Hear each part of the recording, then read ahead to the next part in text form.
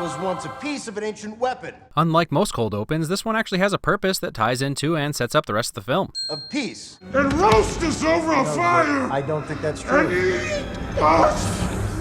And moderating conflicts between cultures is a Starfleet pastime that we haven't seen too much of in the Kelvin timeline.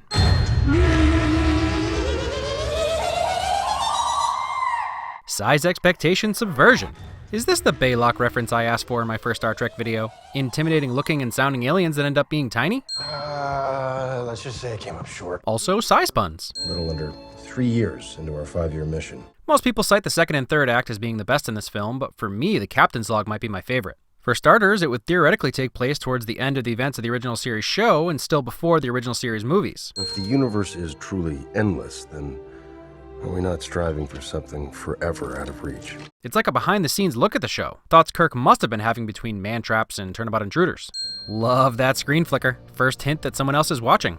I'm not sure why they feel the need to keep changing the visualization of warp travel, but I gotta say, I love this one. The most warp bubble-like so far. Scotty's terrified he's gonna sneeze on the warp core and kill us all. Acid, mucus, prison break shadowing.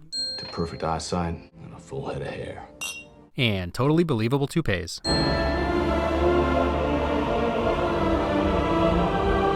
Okay, so here's my obligatory praise of Michael Giacchino's score, because you know how he does. But does anyone recognize this melody? I cannot for the life of me figure it out, and I'm 99.99% positive he adapted it from something. Am I going crazy? Someone help me out. And if it's completely original, I guess more praise to Giacchino for composing something from my dreams. Yorktown is amazingly beautiful. Makes DS9 look like the garbage heap it was before Sisko got his paws on it. But holy cow is this station epic.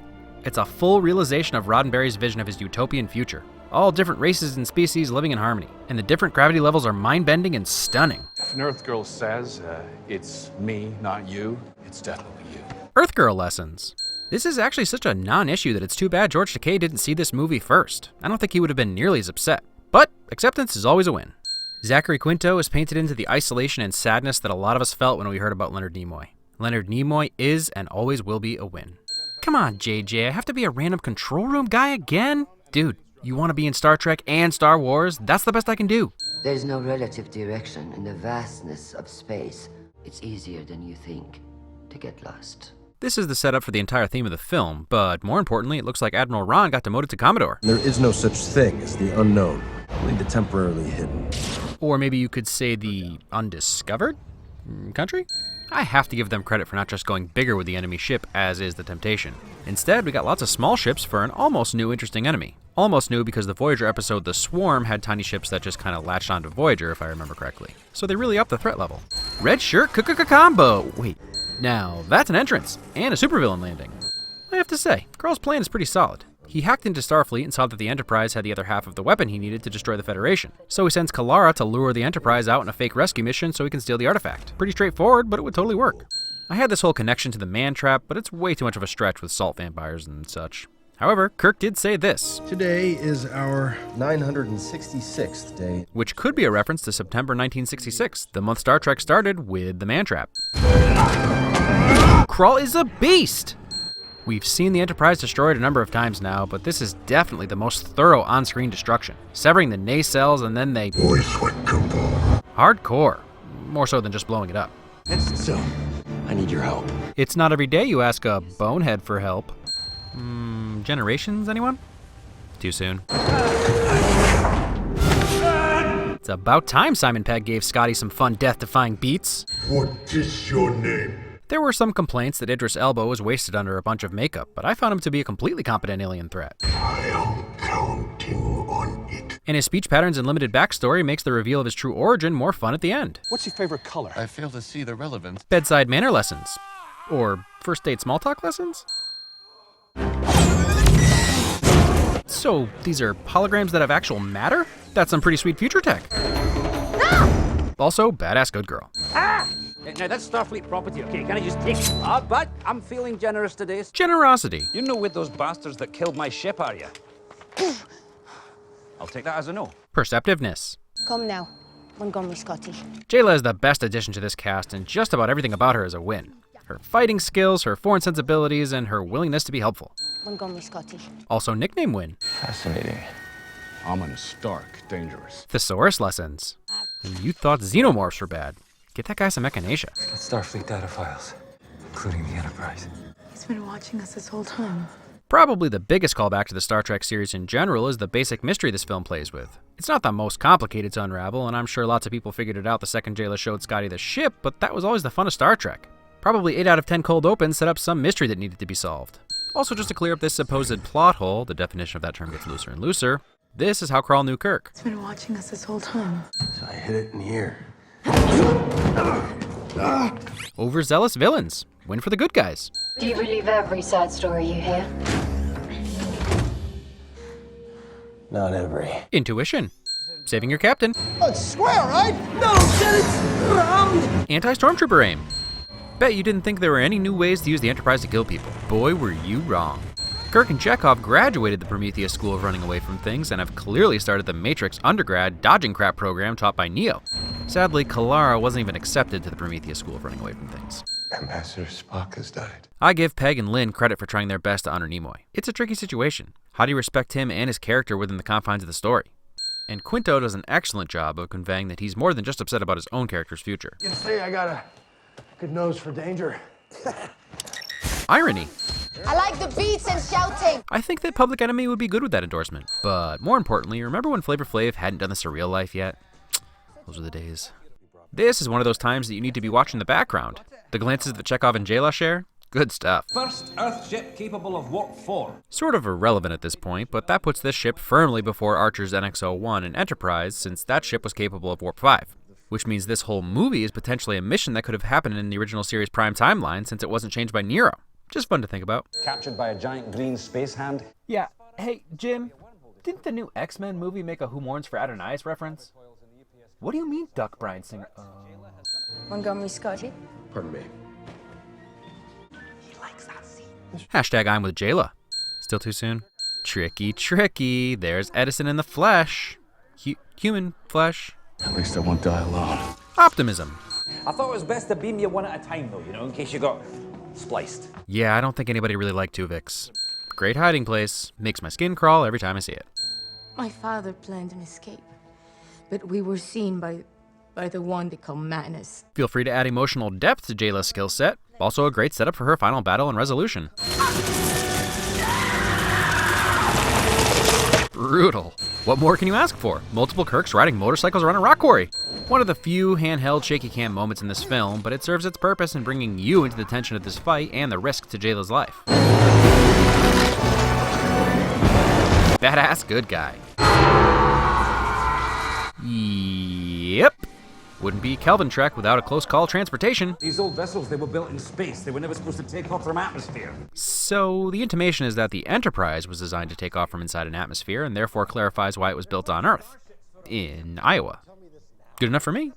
Leonard Nimoy's birthday is March 26th. We have to achieve terminal velocity in order for the stabilizers to provide lift. Other than the rule of cool, which I'm totally cool with, this scene actually makes sense to me. Basically, this ship doesn't have enough power in its thrusters, the propulsion system underneath the saucer, to achieve vertical takeoff. So, like a plane on a runway, it needs some momentum to take off, hence jumpstart. Then the thrusters basically bring the nose of the ship up so that the impulse engines can force the ship up into the atmosphere. At least that's how I saw it. I mean, let me give a toast at the end or something. Get back in the control room. Coordination. I surmise that if Spock. we would be... Skip to the end. Was never a huge fan of space, but knowing what I know about Simon Pegg now and how much Edgar Wright loves him, I think I'll give it another try. So, win for your shameless reference, Simon Pegg. Worked on me? Yes or no? No! Yes! Maybe! Honesty. Perhaps you would feel more confident if I were accompanied by someone with familiarity of both the ship and my injury. He's gonna love this. Volunteerism. Damn it, Jim, I'm a doctor, not a... Beam bleeping. So a closed network like that might be susceptible to very high frequency. VHF. Another setup that feels like a means to an end when the end is Beastie Boys, but this is Trek. I mean, this is classic Star Trek. Everyone working together using Treknobabble to outsmart their adversaries rather than punch their way out. My old friend. Tricky, tricky again. He's not talking about Kirk. I have the beats and shouting. Let's make some noise.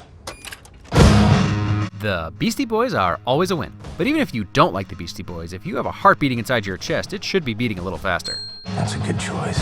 And a song titled Sabotage, has never been more applicable. Broadcast. Yes! I love that Sulu and Chekhov know Kirk well enough that they don't even have to ask. Ramming speed? Ramming speed. Bringing the last sequence back into Yorktown was the right move. Getting a chance to play with gravity and still get to destroy some civilization, as New Trek is wont to do. Interception!